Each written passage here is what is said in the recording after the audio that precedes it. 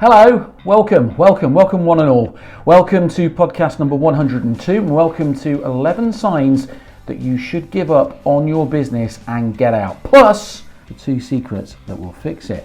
Now, anybody who knows me or has seen me speak or has read any of my books knows that as a coach, I'm pretty upfront and honest about what is good and what is a pretty poor and bad decision. So, I want to talk about you quitting. Yes, that's right, you becoming a quitter. Some should have just quit whilst they're ahead. So do you mind not looking at me like that all the time? It's really disturbing. It's resolvable, sortable, we will sort it, we will find a solution, or wherever. Somebody was asleep at the wheel. But to do the same, it wouldn't be that. I'm glad the meeting's ending. I think that's disgusting, and it's a sad way to end. And some just really don't know when to quit. Come on, I know you're having fun, but it's time to go. Come on, let's go. Come on, drop the ball, give the ball to someone else. But here is the thing. I have worked with, spoken to and interviewed hundreds of entrepreneurs and business owners over the years. And one of my conclusions is that failure is a common element of each and every success story. Knowing when you're failing and what it actually looks like is one of the best characteristics that can make a successful business owner or an entrepreneur. I am Mark Ford, coach, author and editor at Your Best Kept Business Secret, on a mission to help over 100 businesses get the business that their hard work truly deserves this year and help one of them make their first £1 million. And I'm going to help you answer the question of when to push ahead, when it's better to stop, step back and start again. Roll the intro.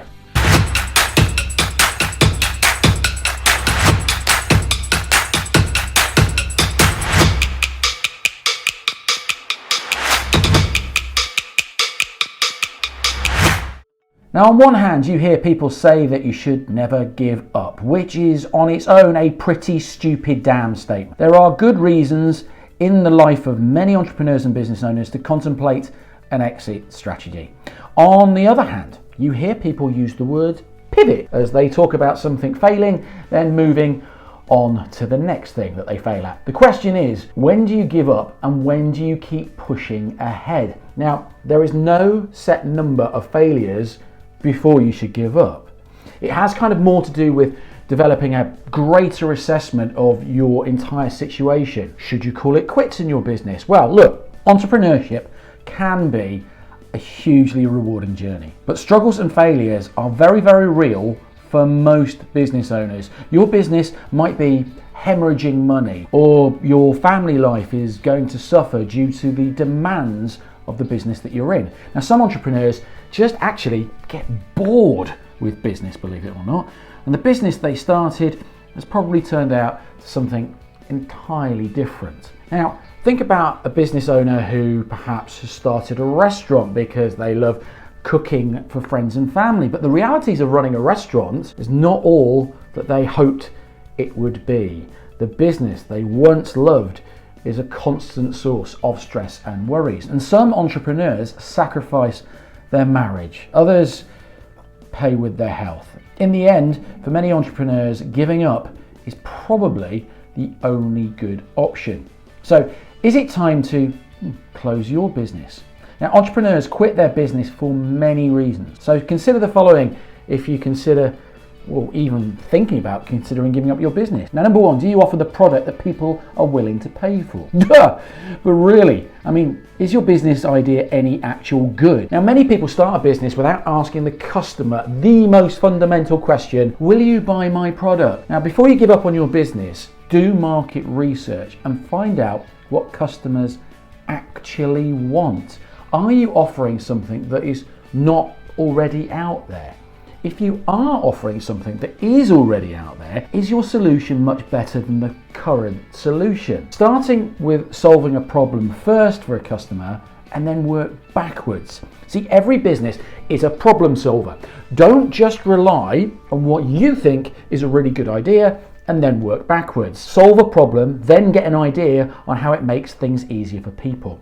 Number two, is there any demand for your product or service? Now, you might have a great product or service, but that itself is not enough. If there is no market demand for your product or service, your business isn't going to get very far. Think about the last point that I made. Start with the problem, that you solve.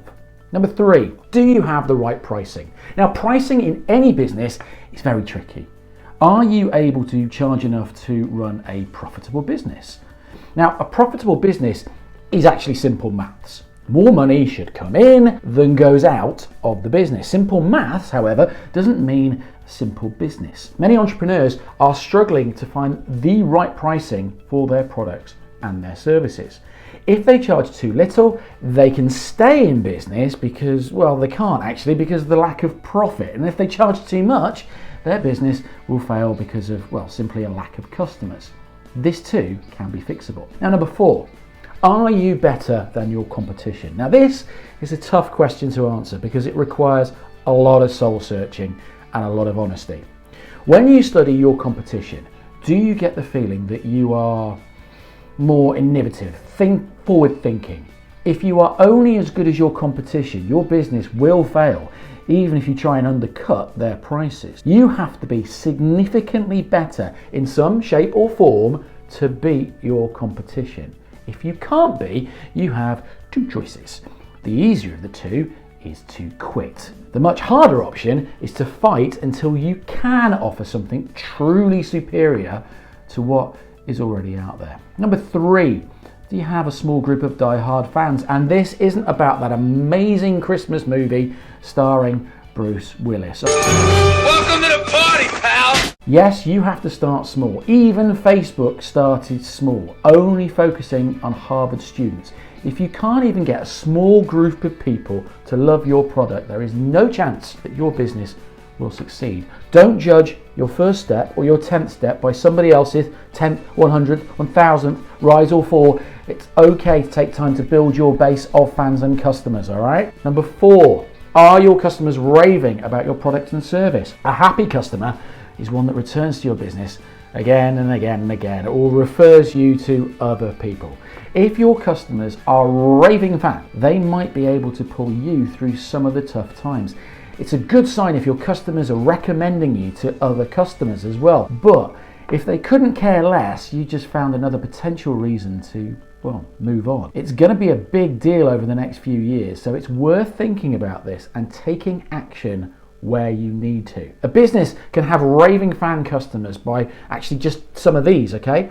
So never drop the ball. If you make a promise, follow through. Now, business disappoints customers all the time, so don't let that happen to your business. Do you know what? It's fixable. Provide consistent quality. Whether you are offering a service or a product, consistent quality, well, is a must. Consistency removes the guesswork for any of your customers. Customers prefer to do business with service providers that provide a consistent service. It's fixable. Keep customers informed. People want to know what is happening. They simply do. You see, you can call, you can email, or you can post information about your products or services to keep your customers informed. It's fixable. Admit and correct errors. Customers understand failings if you handle it correctly.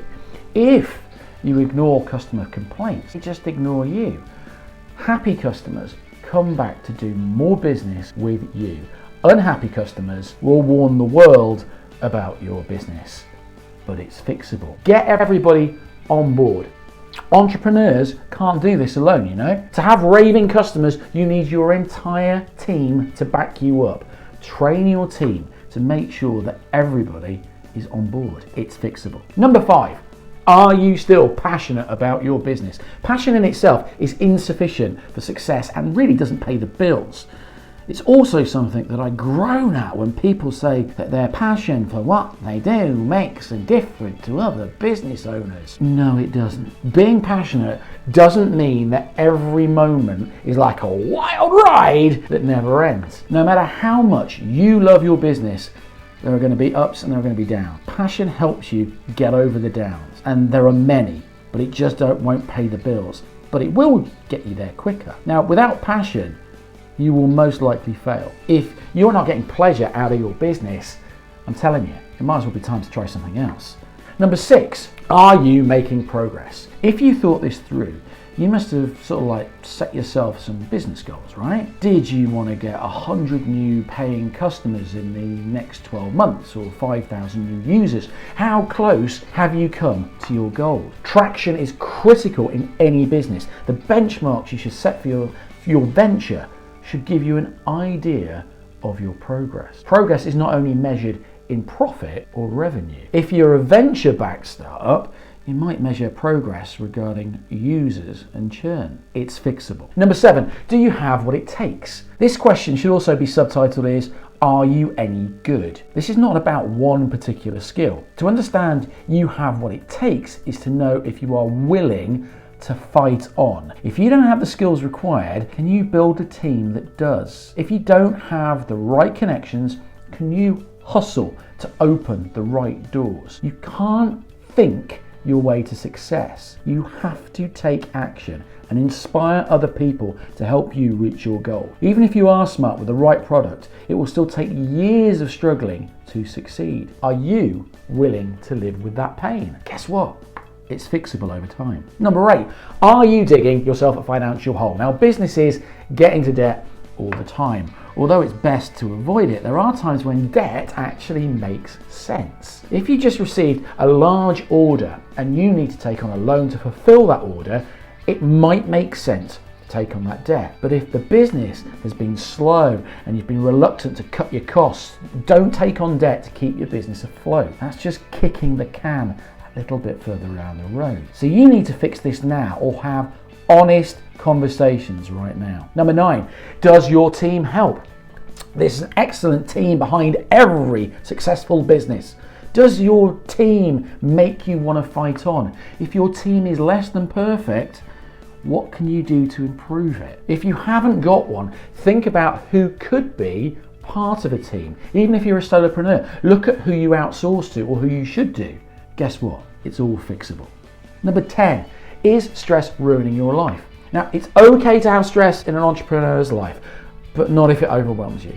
There is stress in every business, and 2020 has probably brought more stress than ever before, and some deal with it better than others. Know yourself and know your limits. If the pressure is ruining your life, my friend, it's time for a change, because my friend, there is nothing more than your health. If you're feeling overwhelmed, practice gratitude. Connect with other business owners regularly. When you meet other business owners who are struggling with very similar problems, it can help you put things into perspectives. Delegate early, delegate often. Now, entrepreneurs who think that they can do it all will fail because it's not that simple. If you want to succeed, you can't micromanage every little detail in your business life. Give yourself a bit of a break. Even if you love your business, you will need time away from the business. If you don't allow yourself to take time off, you are going to burn out and ultimately fail. So schedule some holidays and getaways in advance. That way, you've got them in your calendar and actually you can work your schedule around them, and it's something to look forward to. Now, we can sort this one way or another. And lastly, number 11, would you be happier without your business? If your life would be better without the business, quit. If someone you cared about came to you in the same situation, what would you recommend that they would do? Step back from your business and take a look objectively. Based on what you know about your business and your situation, what would you recommend another business owner actually do? Is the business destroying your personal life? Like I said, no business is worth sacrificing your marriage or your family life for. Now, I told you I was going to be hard and straightforward, but I would say the biggest thing is to recognize any of these scenarios first is probably the hardest thing. It's not me being honest with you, but it's very much you being honest with yourself, because you are proud. You have always been proud, and starting your own business not only is one of the most proudest moments in your life, it's also one of the bravest, and there is nothing braver than doing something that might not work out very well. Strangely, everything I've gone through is fixable to a point. And here's the first secret to fixing it. Caught early enough, you could turn it all around. But if it's too late, please don't worry. you can brush yourself off and start all over again. This time armed with two of the most valuable assets any entrepreneur or business owner can have: experience and knowledge. Remember, they say knowledge is power. No, it's not. Knowledge is only power if you do something with it. It's one of business's biggest secrets, and the second secret of fixing it all.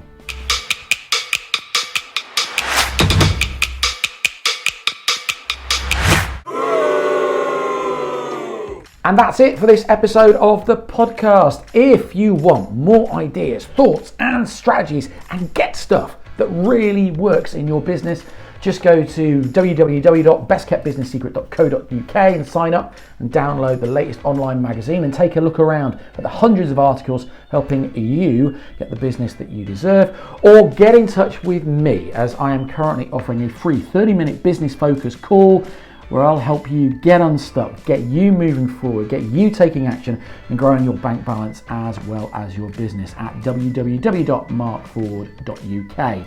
That is it. If you liked us, loved us, or simply tolerated us, leave us a like, love, or a subscribe, and I will see you on the other side. Be brilliant, and I'll see you soon.